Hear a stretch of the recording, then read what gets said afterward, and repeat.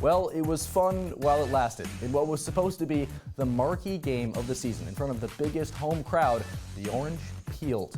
Syracuse's undefeated start to the season coming to an end on Saturday in an ugly 31-14 loss to Clemson. All of the worst coming out in a Syracuse team that so far to this season had played its best. SU plagued by needless turnovers, ineffective play calling, dropped interceptions, foolish penalties, lifeless line play.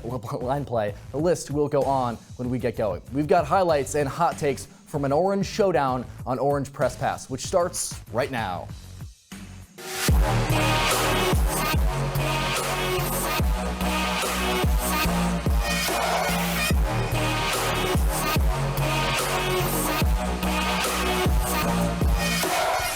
Welcome to Orange Press Pass in our CitrusTV studio alongside Max Gifford and Hudson Ridley. I'm Peter Elliott. Syracuse falling short in its biggest game of the season. This one was just flat out frustrating, a 31-14 loss to a very beatable Clemson team, an unranked Clemson team that we don't usually see coming from South Carolina. Max, I know you've got a lot to say about this game. Let's start with your first thoughts. Well, I mean, what else is there to say besides, hello darkness, my old friend? You knew it was coming. From the sluggish start last week against Army, Syracuse showed that their offense cannot handle these big games against teams like Clemson. Even down the stretch later this season, I think we're going to see something very similar. When the game was overhyped from the start, and for the second straight year, Syracuse wasn't healthy for a second straight year. When you lose Arondé Gadsden, you lose Isaiah Jones, you have no receiving options. You couldn't expect Syracuse was going to win this game from the get-go. Well, Max, Syracuse is not a big-time team. We saw that 100% today. You mentioned you lose players to injury, but it's also the fact that Dino's coached this team for a while, and they have never really looked good in big games. That was the same today. They came out of the gate jittery. They didn't really know kind of how to feel out this Clemson team. They dug themselves in a hole early. That's something you can't really do in big games. That's exactly what they did, and getting down at home like that, finishing the game at home like that, just not great looks all around for this team. Definitely not a performance you want to see at home inside the Dome. Well, let's take a look at how this one unfolded inside the Loud House. We are obligated to show you the highlights from this game. We will do so now. The Orange 4-0 on the season, taking on the 2-2 Clemson Tigers. Clemson not ranked, like we've mentioned, but this is a Clemson team still that under Dabo Swinney is always strong and formidable. Off the gate here, Garrett Schrader using his legs like he often does, but watch out here. Boom! Almost decapitated by a Clemson defender. Initially, that was ruled targeting, but called back. Now Clemson taking advantage when they would get the ball. It was Cade Klubnik finding Troy Stellato in the end zone to put the Tigers on the board first, 7-0 Clemson. Now Schrader pitching to LeQuint Allen. Whoops, a little too high there. Xavier Thomas recovers and gets the Clemson offense inside the 5-yard line. The Tigers would capitalize, getting up 14-0. But how about this? The Orange taking advantage of a secret weapon. Dan Valeri, who was once a quarterback, turned into a tight end. What a game for Valeri, Hudson. Yeah, you really didn't see much of him all season, and then all of a sudden, moving from quarterback to tight end, he's really shown up here today. The leading receiver in the first half for Syracuse, but how about Clemson not backing down, up 2 scores at halftime? That was Bo Collins on a 47-yard touchdown catch from Klubnik. Now out of the locker room, and Klubnik once again looking for Brenning School, but he loses the football. Syracuse would recover the fumble, and that looked like it would set up the Orange for a huge momentum switch. Max? Yeah, Syracuse had continuing momentum all game. You see this play by Schrader out here, finally finding LeQuint Allen. Hadn't found a lot of his receiving options all game on a drive that was so critical. And finally, Syracuse had some momentum going forward, but eventually Schrader succumbed and Schrader there to get the interception, which ultimately put the nail in the coffin. Yeah, Max, that was the death knell for the Orange here. And Clemson just piling it on near the tail end of the fourth quarter here. Phil Maffew taking it 32 yards to the house, making it 31-14 Tigers. That was the final. How about this? Just a frustrating performance from the Orange. Their first loss in ACC play so far this year. Looking at this box score here, Hudson, what stands out to you? Well, Max, really, it's Cade Klubnik's performance. We'll talk about it later, but he picked SU apart. SU gave him a little bit of little soft zone, couple options to do so. 263 yards, 2 touchdowns. SU bottled up Will Shipley, though, 18 carries for 66 yards. Not the way he normally plays, but there are some issues still with that defensive line and how Will Shipley was able to hurt them even when he was bottled up. Yeah, Syracuse continued to play really well today, but last year when Syracuse took on Clemson, Shipley, that was their only option. Klubnik was not nearly as ready for that game as he was for this game. He came in as the backup in that contest. But when Clemson had the team high in rushing yards last year, and then in this game barely had to rush the ball at all when Klubnik was throwing all over, it really made no difference at the end of the game. It is still striking, guys, for a team that was coming into the season with such a vaunted receiving room, and guys like Aranda Gadsden and Isaiah Jones, now both of those guys are out, and we're seeing Dan Valeri as the leading receiver for this Orange team. Certainly a big change in that Syracuse receivers room. Well, now we welcome in our eyes and ears inside the dome. Nick Luttrell was there for us inside the Loud House. Nick, it's always a big deal here in Syracuse when Clemson comes to town. It's like Duke when they come to town for basketball. Now, we heard athletics director John Wildtack earlier this week saying that this would be the biggest attendance at the Dome this season. Did the crowd today live up to those expectations? Look, Peter, the atmosphere in the Dome, I'll give you a little positive and a little bit of a negative as well. The positive, this place was rocking. It was super loud. The fans affected this game in a big way, even though Syracuse, didn't do so well. The fans who were here affected the game very well. But the negative, this is a Dome that fits close to 50,000, and there was maybe 40,000 in here. It wasn't that impressive from Syracuse Nation showing up when the football team really needed them to show up. And another thing with that, the athletics department had to market for tickets to be sold to this game. That's never happened with the Syracuse-Clemson game before. This game alone should get enough fans to come to this game and be absolutely packed out, sold out crowd. Now that could have been the case if Clemson would have got the win over Florida State a week ago. They would have been a top 25 team coming into the Dome, but that didn't happen. And there was 40,000 probably-ish people here, and it was still rocking, but I can't help but think, what if there was an extra 10,000? Could they have made that extra impact on the game for Syracuse to get the win? I guess we'll never know. Hey, Nick, first off, sorry about your Razorbacks, but also tough to see SU drop its first game of the season after starting with a perfect non-conference slate. But this is only the first test for SU. They play North Carolina, FSU, and Virginia Tech coming up. So my question to you is this the start of the end for this Syracuse team?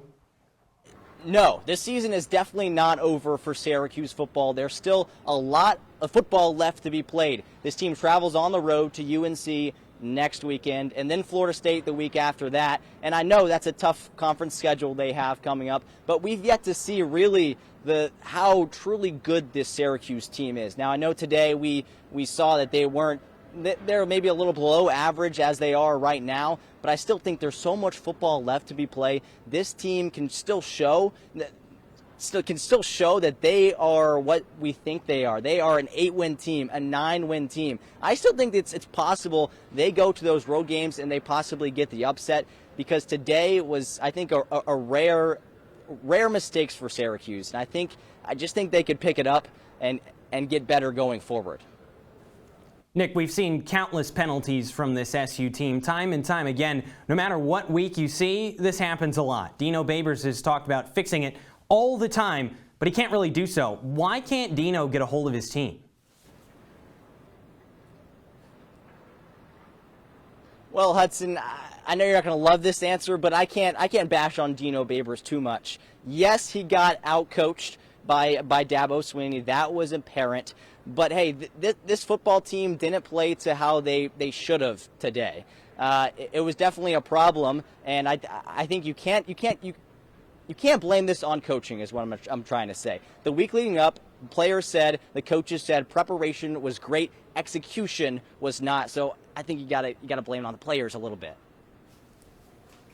All right, thank you so much, Nick Luttrell, joining us from the Dome. Trenchant insights, as always, and we'll build off of what you said coming up later on in the show. But we're up against our first break here on Orange Press Pass, but stay tuned. We've got plenty more to discuss about this performance, a 31-14 loss for Syracuse against Clemson.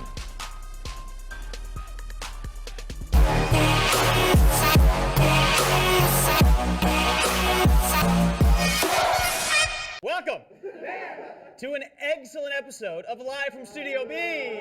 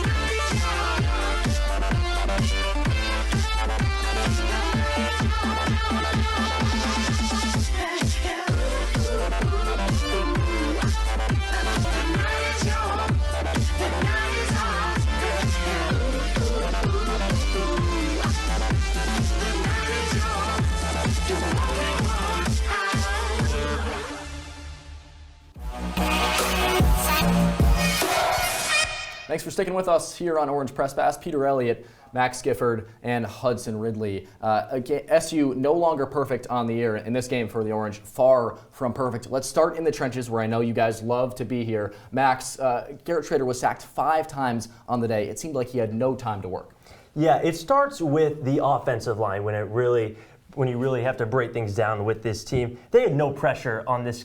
They had no pressure on this Clemson defense at all, and that's just because the offense has gotten too predictable. The defense is so easily able to run these inside power rushes, and Garrett Schrader gets eaten up every time. He has no time in the pocket to run, and his second choice when he's looking for receivers is always to run. And Clemson knew that coming into this game, and right from the get-go, Schrader just got absolutely ate up in the pocket, and therefore was sacked the 5 times, like Peter said. Well, Max, I'm going to have to disagree with you here because, honestly, it really felt like the problem was mostly the defensive line. It really felt like but they did well in the second half. Yeah, but it really felt like the only spot where they were dominated. They really didn't do well. The only sacks that they got were from good coverage downfield. The pressure converged. That was it. There was no pressure on third down. There's a Will Shipley play late in the game where one offensive lineman for Clemson blocked 2 different defenders for Syracuse. That can't happen on the defensive line. You need bigger bodies there to do that.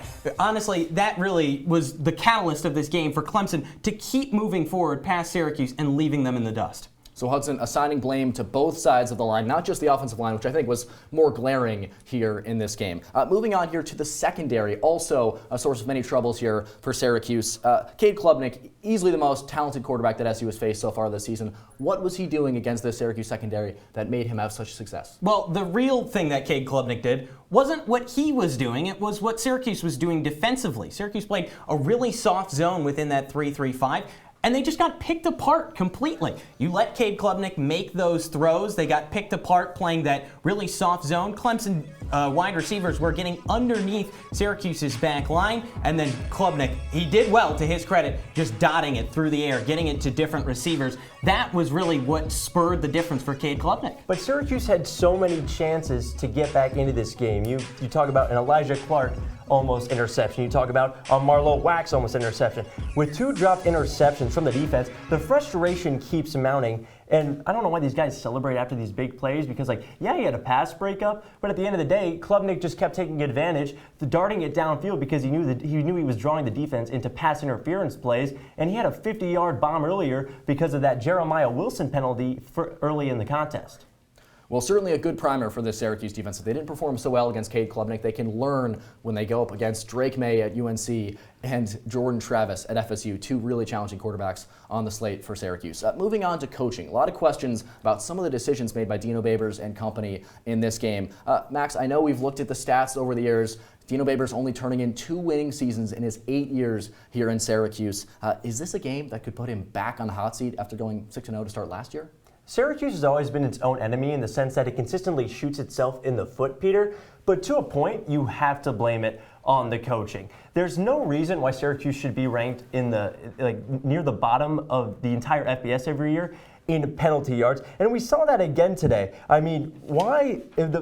I'll give Syracuse credit. They like to vary the amount of penalties, the different kind of penalties they have. You talk about a kick catch interference. They had a false start, pass interference. They ran into the kicker. They did everything possible to make sure that they couldn't win this game, Hudson. Well, Max, let me read you a quote. Dino Babers, after their first game against Colgate, said, quote, "Those are a problem," speaking about penalties. "I'm popping peas now. I'm not happy about it. We're going to get results. We're going to come back, and we're going to solve these problems." Have you seen these problems be solved in these last few weeks? They haven't. It's been almost embarrassing to shoot yourself in the foot this many ways. That was really one of the main reasons they lost this game. Just issues piling, and piling. Well, guys, obviously a tough showing there for the Orange, but for the first time this season, we are awarding our player of the game to the opponent during a game in which Syracuse quarterback Garrett Schrader slumped. His Clemson counterpart shined. Cade Klubnik carving it up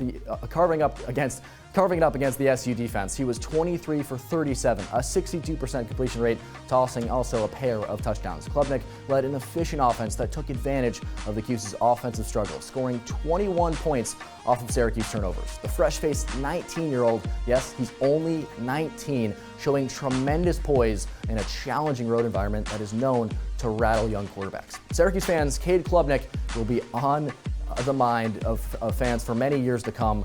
Just some food for thought as we bump up against our next break here on Orange Press Pass. But don't go anywhere. Plenty more to say about this one as Orange Press Pass rolls on.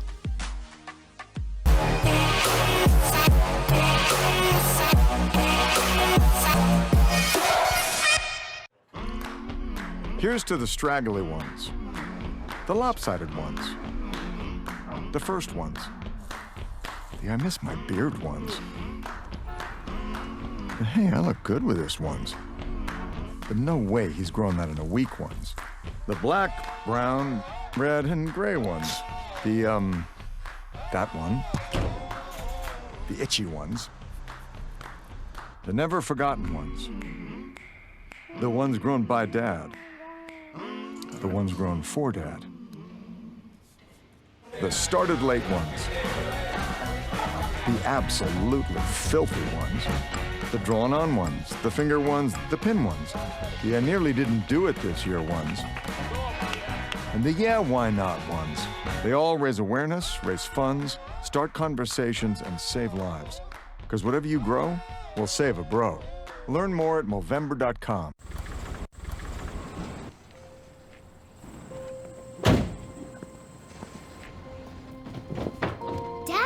They took over my bedroom. Come on, come on. Okay, Dad. 1, 2, 3. Dad!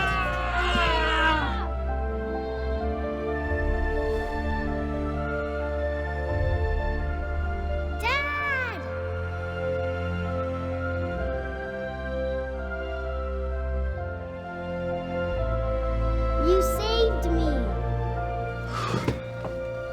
Dad? Are you okay? I'm fine, dear.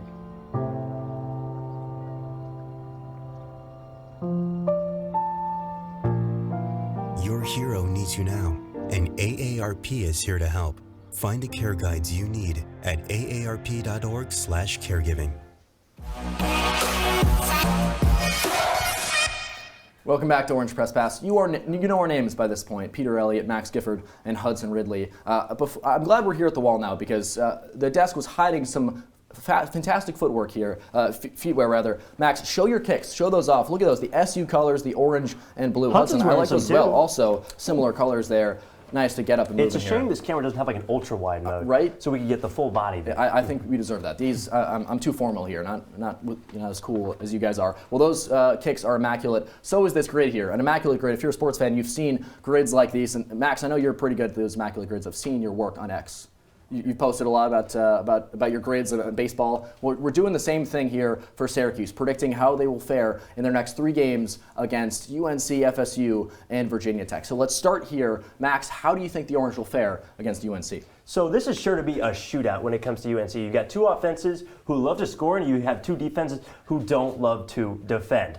But I'm giving the upper hand to UNC here. This team is 4-0 for the first time since 1997, and they've consistently found 4 different ways to win these games. You talk about they had a dominant offensive line in the first game against South Carolina. Then the next game, their defensive front dominated against Appalachian State, and it wasn't until Minnesota, when their quarterback Drake May, who you see on your screen right now, has just absolutely showed out and exploited Minnesota's quarterback advantage. So coming back, and they also came back on the road against Pitt a couple weeks ago. So when it comes down to this, I think Syracuse has a chance against UNC, but against Drake May's offense, I see no way that Syracuse wins this game. Max, I'm going to stop you there. 2 of the names that you mentioned, Appalachian State. Yeah, they dominated on the defensive line. They let up 34 points to Appalachian State, and they won in double overtime. They beat Minnesota. Sure, it looks handily in the box score, but nothing that North Carolina put up in the box score really translates to what we've seen on the field from them. They beat a Minnesota team that could barely beat Northwestern, and that's Northwestern. So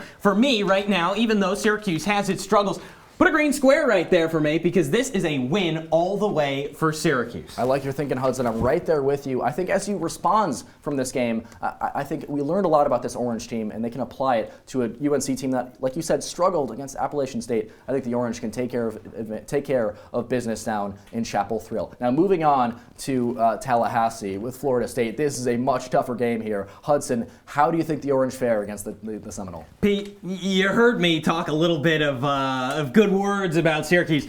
There's nothing good to say right now. Florida State, one of the top teams in the country, they show week to week why. From last year to this year, they've improved tremendously. Syracuse, on the other hand, they've gone down, and the score last year was 38-3 in the Dome. Nothing about this game screams a Syracuse win. Everything about this tells me that this is a massive blowout in favor of the Seminoles. Put a red square right there. You already did it because that's where we know we're going right here. Syracuse loses by 1 million.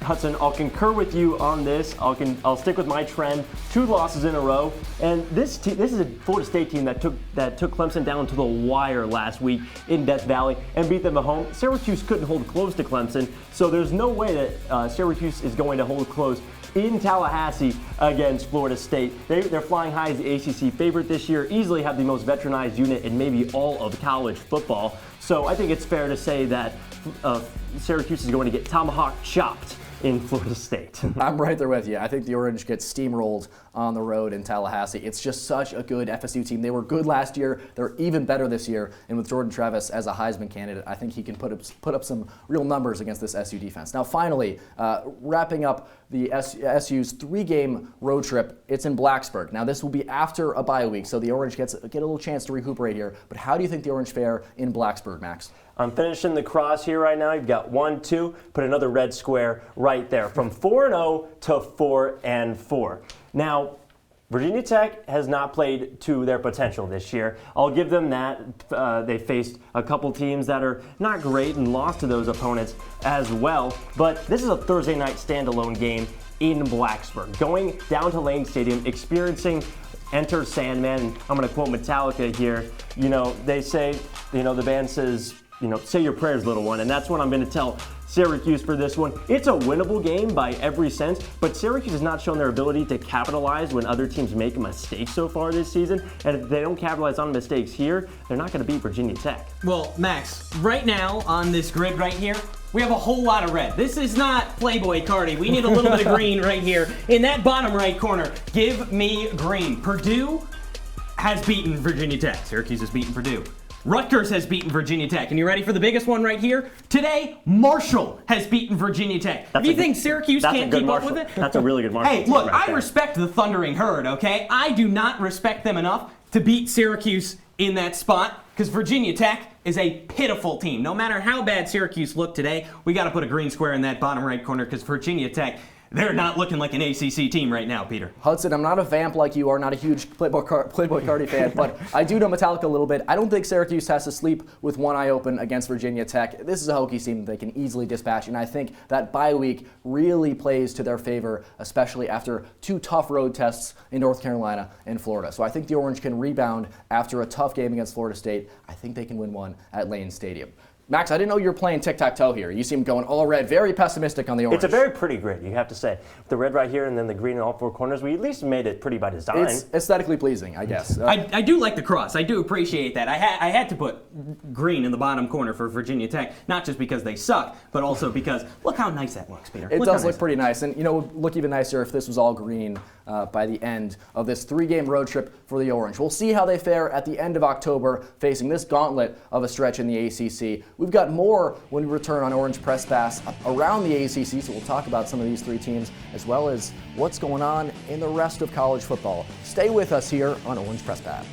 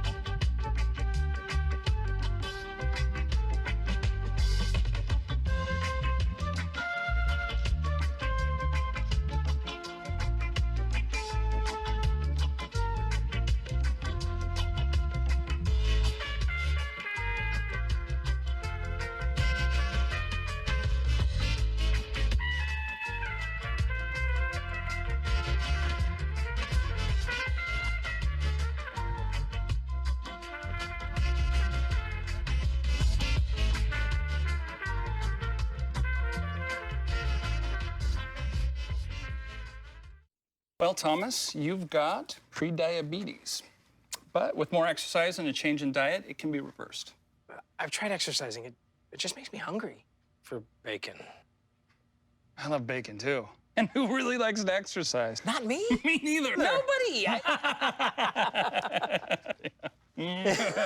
So we're good? What? Oh, you still have pre-diabetes. Big time.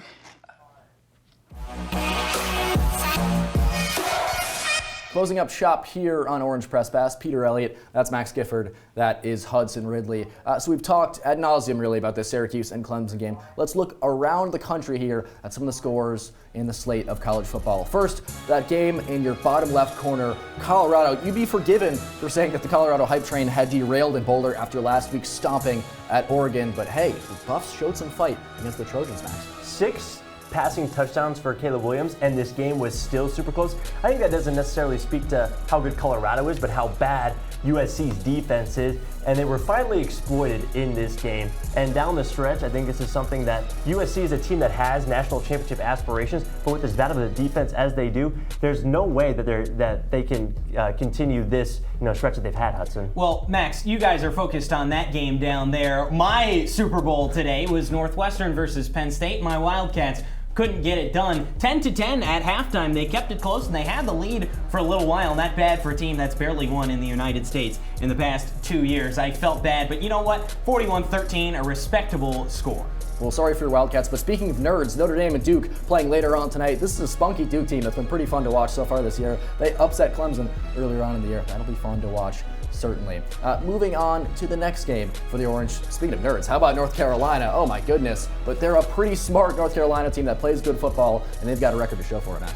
Drake May, having Drake May as a quarterback for this team is going to be the key for North Carolina in this game, and Syracuse stopping Drake May will be the eventual key. Yeah, sure. Drake May and who else, Max? Who do they really have that's going to take the Tar Heels over the top? I'm not all rah-rah Syracuse, especially after today, but I don't really see the Tar Heels giving me anything that I have to be super worried about if I'm pulling for Syracuse in this game. We'll preview that game plenty more here in our CitrusTV studio as the week rolls along, but let's talk finally about this Clemson and Syracuse game. Some final thoughts on this one. Max, what do you take away after a 31-14 loss? Peter, I know you're a Cubs fan. Hudson, I know you're a Cubs fan. Sadly. So you guys have probably heard this phrase so many times, and it's going to be my final thought for today, which is, we'll see you next year.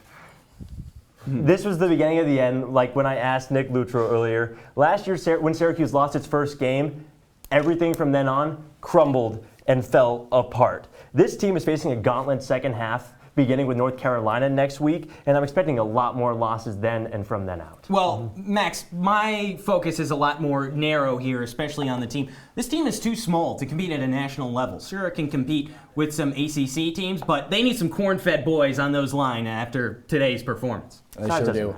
Well, this is the beginning of our end here on Orange Press Pass. Such a pleasure to talk Syracuse football with you, Max Gifford and Hudson Ridley. Syracuse falls 31-14 inside the Dome. The Orange look to rebound next week against North Carolina. Thanks for joining us here on Orange Press Pass.